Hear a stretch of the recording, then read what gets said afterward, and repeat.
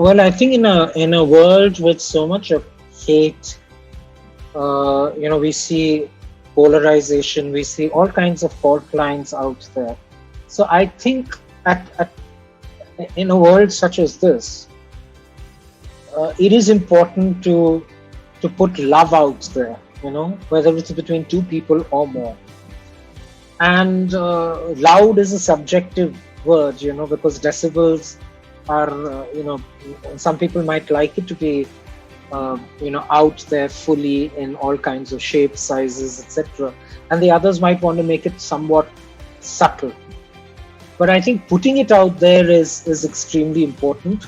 Where we seem so divided as people, where we seem so invested in hate. That is, to me, very critical. I think it's a universal thing right now.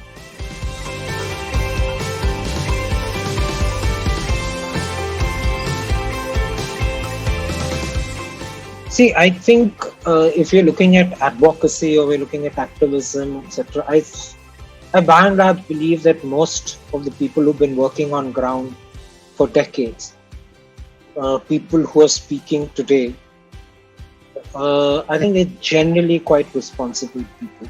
The issue that comes up from time to time is whether someone's speaking for someone else in the community. So my responsibility as a gay man and a cisgender gay man is to recognize the fact that I can only be speaking for myself. I can speak to a certain extent about the pains and the problems the community go, but I can't talk about a lived experience. I cannot appropriate that, and I cannot be speaking at length. If someone has told me something and I'm in that position to share it, I will. I do know so many stories of various people. I can share those, but what it is to go through that, no, it's my responsibility to ensure that mic is in that person's hand as far as possible. That is what it comes to.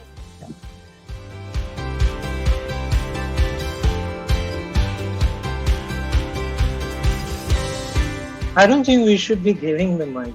I think if we all are standing for what the Constitution is supposed to say, if we recognize the fact, or first in general, it generally lands up at our doorstep. So I think that facilitation or of the connections or the networks that you might have because of your privilege is something that if you strongly believe in equity and equality, then you should be diluting that.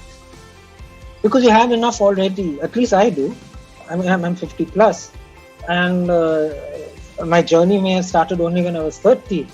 But the fact of the matter is today I don't need to run away from my home. I can discuss sex and sexuality with my mom. I can discuss consent with her. Now, in a situation like that, I'd be damned selfish to actually imagine everyone has exactly the same home and the same situation. I'm not talking out of it pride that I'm better off than someone else. What I'm saying is I have these advantages. And then it's about, up for what you believe in.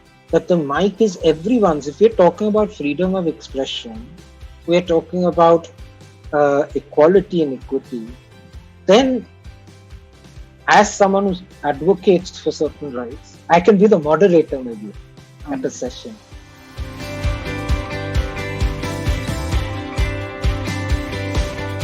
See, from where I came from, as I just, I come with a journalist background.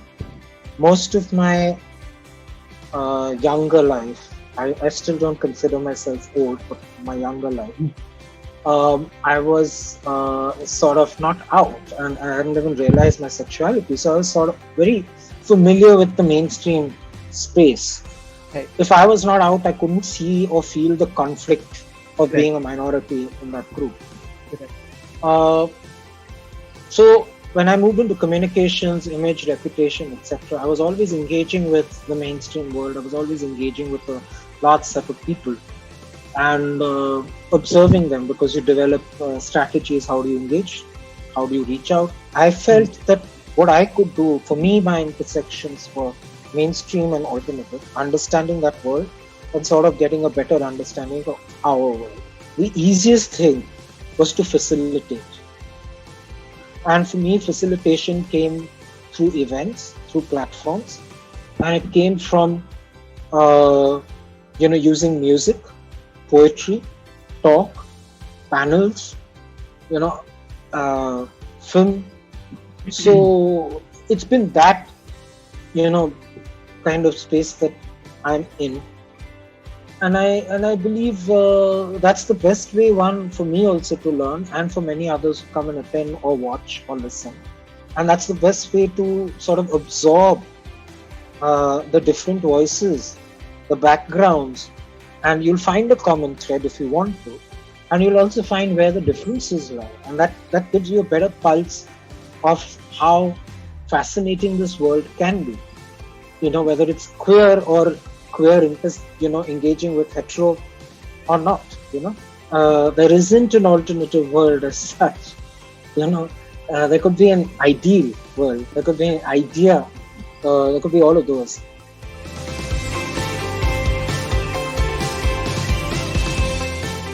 Pinkwashing is here to stay, and I'll say it's there because capitalism and marketing and advertising continue to function in the way they do. Acceptance comes in a certain structure, as long as it doesn't disrupt the base, the large structure. So when pinkwashing works, it works on their parameters of tokenism, of symbolism, etc. They're the greatest gainers because in a conservative world, which it is, every step that they take with their influence is seen as brave. The greatest gainer will be them, not us. See, I think the problem with pinkwashing is your constant benchmark, like in the case of women. So when we take a woman leader, let's say, for example, Indira Nooyi, it is not necessarily about being a woman. It is matching up against the man. So the man remains in that position. There is no change. So that is your sort of the established norm. And I'm not talking about genuine companies who are working ground up. There are. But I think by and large, you'll find a number of organizations doing a lot of symbolism. They'll put up the flag, etc. And we are such deprived minorities. We even that little flag outside someone's door will get us extremely emotive and excited. So that's exactly the problem with pink washing. And I think what's interesting that is happening is more and more people from the queer community are waking up to this. They're refusing to do things just around 1 month of Pride Month. I think we need to tell the world that we exist every day.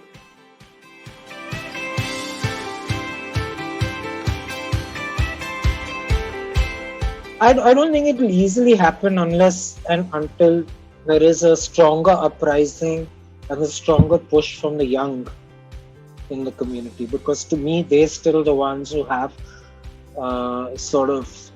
redefined so many things that are queer. I mean, they've given queer so many different meanings that we didn't have at a certain point in time. So I think they're the ones who can push certain things, and they can decide. The problem will always remain is whether it's like going to an Indian restaurant in New York and you suddenly find it is completely diluted to suit the American palate.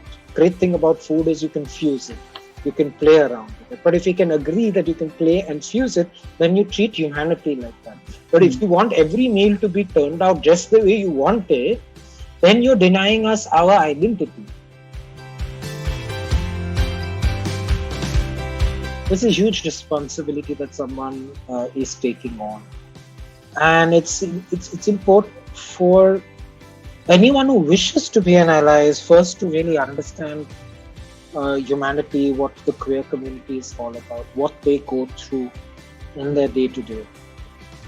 Allyship is essentially a friendship. So if you can drop that label for a bit and actually start treating someone as a friend and be conscious of the fact that the friend may not conform to the the gender norms that have been there for the longest time, the binaries for the longest time, and understands the language that needs to be used, and not presume that if they're engaging with a lesbian woman, that and they might just view them as a woman, they may not. They shouldn't be assuming that their partner would be a man. So I think there are just very small things that they need to know, and how to make friends is what I think they need to be conscious of. And I think each ally would be having friends, would be having relatives. What do you connect on with anyone? It's usually, interests, common interests that bring people together. It's that common ground. Can you search and find that common ground? So it is a journey of a friendship. It's not an overnight thing that, okay, tomorrow morning, 9:05 in the morning, I'm going to be an ally. It doesn't happen like that. And correct yourself along the way. God forbid you say something that upsets the person or is inappropriate in the way you address that person, or your assumptions that you call, or what you call your unconscious biases that you might have. It is extremely important. We are all looking for being part of this larger world. We don't suffer. The community doesn't suffer from heterophobia. There isn't something like heterophobia. We understand you even better. We know the biases even better. We know the phobias that you carry. We know the stereotypes that you live with. We're trying to just help you break those down. Because tomorrow, people from a certain generation or age, if they're having children, we're actually helping them.